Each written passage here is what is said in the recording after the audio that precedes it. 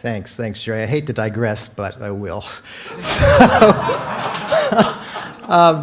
One of the reasons I first said no, I couldn't possibly do this because we're putting on this little event next month in New York. But this is really close to my heart and to so many of us that have been working on this in the field. And over the past few years, this program that we've had through the generous support of Doris Duke, beginning with Creative Campus and now morphing into this Building Bridges grants program we've learned quite a bit from it, and it really needs to be shared. And that's partly what I'd like to talk with you about today also, later on this afternoon. So this grants program, Building Bridges, we actually changed the name from the first go-around to the second and included arts, culture, and identity. Because that became a real, surface to really be a major focus on this. So it's building knowledge and changing perceptions about Muslim societies. This is being funded by not only the Doris Duke Charitable Foundation overall, but also the Foundation for Islamic Arts. Some of you have been involved with this. There's 9 MUPS organizations that have received grants from us, $200,000 grants for 3 years. Iowa received 2 because Chuck's special. But we're really, really pleased to have that support over the years. And the outcomes, it started with the whole focus on interdisciplinarity with the Creative Campus model, but it has also really addressed diversity and specifically identity issues. And now of course, it's timely with the focus on the Muslim. The primary target population, of course, is millennial age bracket. We didn't really make that a major goal when we were first doing the Creative Campus projects, but in this Building Bridges program, that is a very, very sharp focus. But the projects also engage faculty, of course, and a combination of campus and community partners. This has included also connections with non-traditional partners and audiences, including the military. I know Colleen mentioned that yesterday, that military families and their members and their families. So artists and cultural organizations are being drawn into this because of all kinds of things that have happened since 9/11, the aftermath of that, the concentrated growth of immigrant populations across the U.S. We have a project in Minneapolis with the Cedar Center, which is a very, very high-profile Somali community there, and just the kinds of things that happen and continually happen, like the 3 young Muslim people that were killed purportedly over a parking space issue. So these populations are often portrayed negatively or inaccurately in the media in conjunction with global conflict. But also, as we've traveled around, we've been to the ISPA congresses, done think tanks at our national convenings. It's clear that the global performing arts community has identified the need to develop and support more effective opportunities to engage with immigrant populations and those representing non-U.S. based religious and cultural mores through arts and cultural programming. So here's what we've kind of learned, and these are 4 areas I just wanted to bring to your attention this morning about arts-led interventions with students through a program like this. Number 1 is our research, and when I say research, we have been working with Alan Brown, with Wolf Brown. One of the requirements for these grants is you have to hire a fellow, a research fellow. And the responsibility of that person is to work with cohorts of students and work with the artists and document and identify, has there actually been a change in knowledge and perception? And we heard yesterday, it's really difficult to do this hard research because of the IRB process. And what Alan did, and we have a report and happy to share that with you after the first round of grants, was basically to say you're going to really have to focus on the qualitative aspects of this rather than the quantitative. But that said, there's a lot of ways of doing that. And one of the things that we found was that the ability to exchange stories and ideas that reflects one's voice, including the Muslim voice, is a transformative means of connecting to a peer with these young people. We also found that creative activities and opportunities to engage directly with artists, including co-creation activities have provided unexpected and profound avenues for discovering and valuing cultural differences. And then finally, the opportunities for self-reflection are key to breaking down barriers and preconceptions. So in the first place, we've talked quite a bit about the whole issue of knowledge and language as a critical change factor. And this is particularly true. We have Hussein Rashid is one of our scholars that are working with us on this. And this slide and the next slide are from some of the information he's provided to our grantees. And overall, people tend to look at Muslim religion and culture in a fossilized way. He says there's much confusion about Arab and other influences. And as I just noted, the personal narrative and social exchange is important, but it becomes superficial in the absence of knowledge building and does not move beyond Muslims and politics. Campuses have a mix of Muslims from around the world, so it's important to address their range of identity issues, and you can see that referenced on this slide. Secondly, the media tends to frame information and conversations about Muslims as differences rather than how we can live mutually together. So particularly our American notion of democracy focuses often on bringing about reform in the Middle East, which is basically a code for we know better, how to do this. The focus should not be about a problem that needs to be resolved, but about shared values. So all advocacy is rooted in empathy. If you are arguing, you're probably doing it wrong.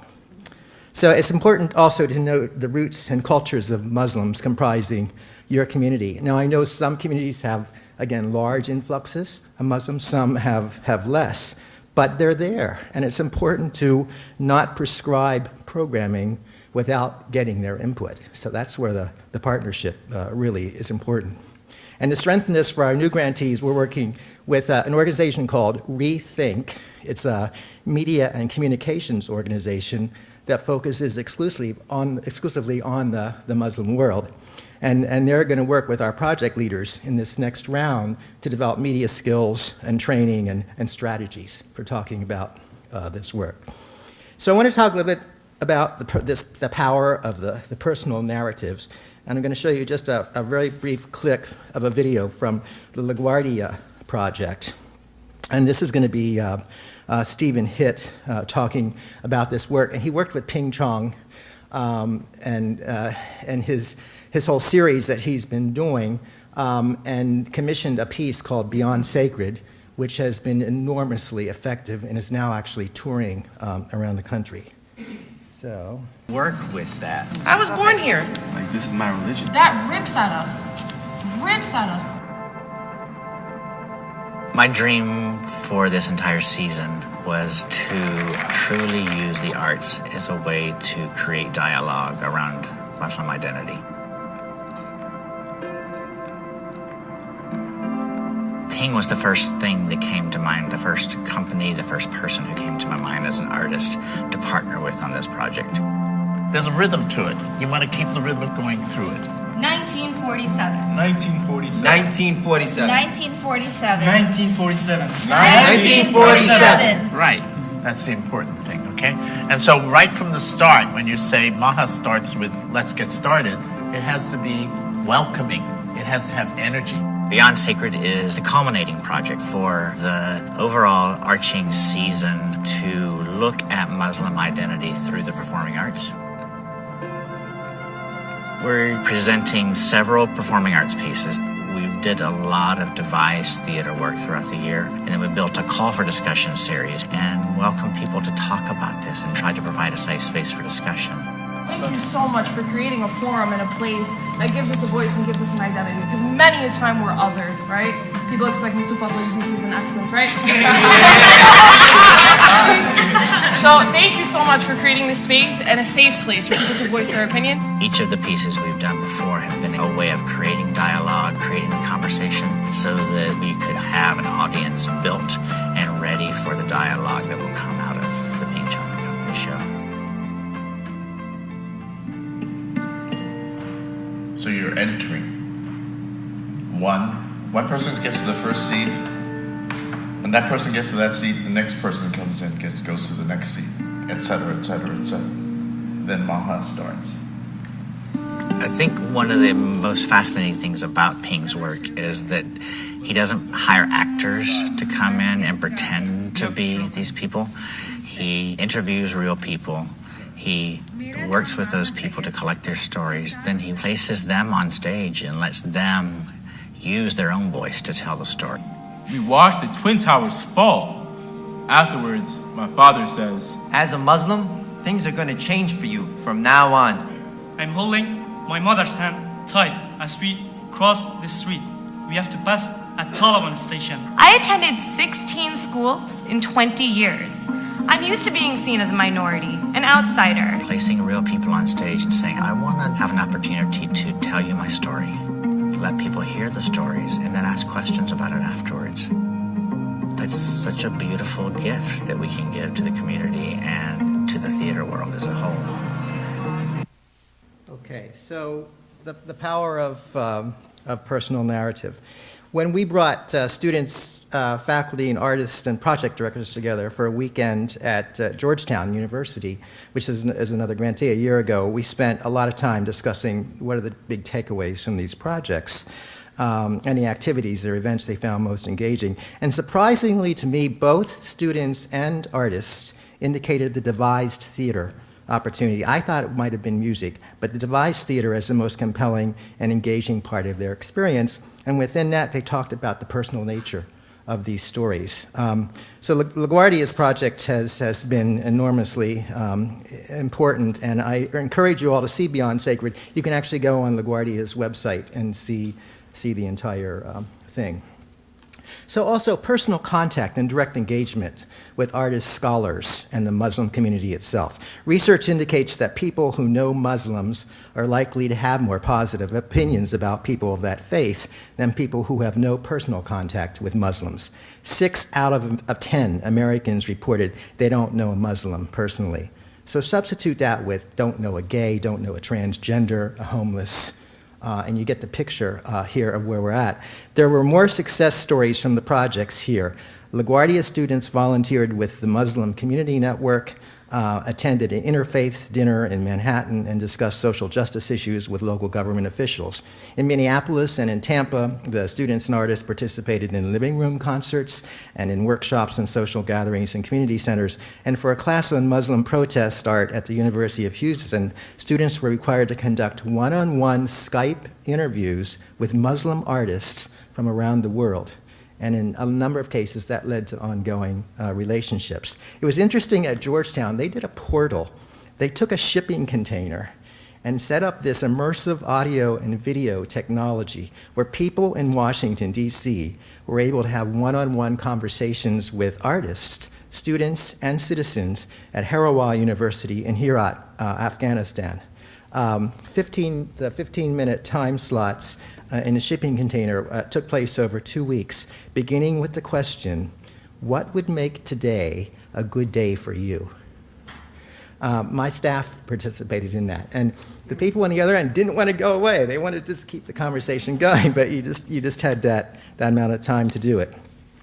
Opportunities for self-reflection. Research fellows reported that opportunities for cohort participants to discuss various aspects of their own identities, whether Muslim or not, were just as important in breaking down the barriers and preconceptions as was the exposure to individuals and works of art that they perceived as different. For example, one student's sense of security in the Cedar Riverside neighborhood of Augsburg College has as much to do with her own perception about what the community is and how she fits into it as it does with knowledge about the Somalis who live there. So it's important to create those opportunities for that self-reflection. The richest and most successful conversations took place in achieving the objectives of change perceptions in religious studies departments, political science, and women's studies departments. So that's where the interdisciplinarity comes in, and that's where you need to look for your allies also when you think about the curriculum for all of this. At Wesleyan, they had the project called Muslim Women's Voices, and you can see here, again, the partnerships that they needed to form. And they weren't close by, some of them. If you get into a small town like Middletown, there's not a large Muslim population there. So they actually ended up working with the state organization, and you can just see a list of the partnerships that they evolved from. So I just want to close with another couple minutes from the video from Wesleyan. And then I just have a slide that has some of our resources that you can get more information on this. So this time I'll use...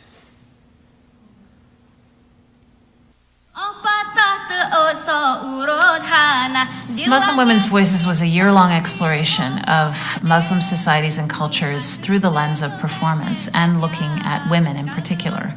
It was important to us to have not only performances, but curricular engagements where the artists were co-creating curricula for students with faculty on our campus, workshops where they could share their practice, informal engagements, including dinners and lunches where people just got to talk about life and where they come from. We created a whole series of events because we were really trying to stress the complexity of Muslim women, that they're not monolithic. There is not one stereotype that defines them. We just want to remove that heavy image that covers women and Arab people because they just look different, and show that we can deal with these important topics in a performance.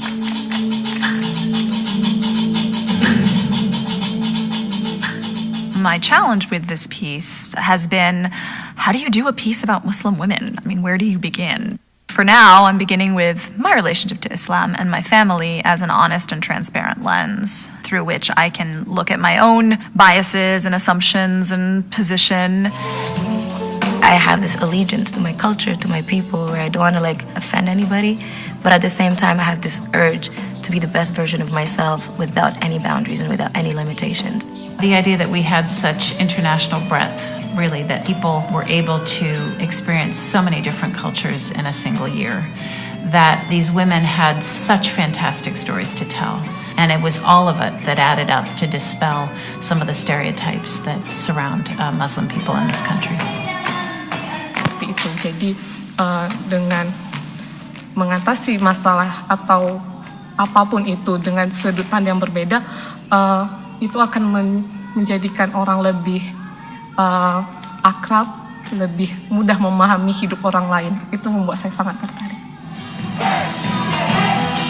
What I like the most about Wesleyan so far is to see all these young minds so brilliantly seeking that other perspective and seeking a bigger picture and seeing how they could impact the world once they have this knowledge and this perspective has been extremely inspiring for me. I think so. So that's a 5-minute film that you're welcome again to see. Actually, you can see it on the Cultural Exchange Laboratory. This is something we've been working on now for 2 years. We did some research on it. We've been working with Trudell McPherson to develop this. It's now up and running, and we're piloting it. But the purpose of this is to begin to build rich resources around context and content that comes from presenting international artists and their cultures. And we're using the Building Bridges assets that are being created by the campuses to build this tool and resource online.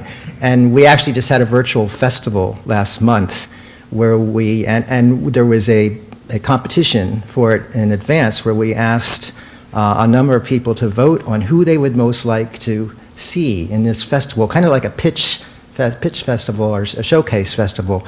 And we had 7 artists then who were online during this festival. Several live, most pre-recorded, but we had a host live, and you could see all this. And then we're building a booking tool into this so that eventually we could do these virtual booking festivals, and you would be able to see who's available, and also begin to work with your peers to bring them to the country. So we don't have these one-off, bringing artists in, going through all that visa organization, everything, and then they have to go back out again. So we're really pushing to make this work and make it available. And of course, our own Building Bridges Grants program. Get more information. So that's it.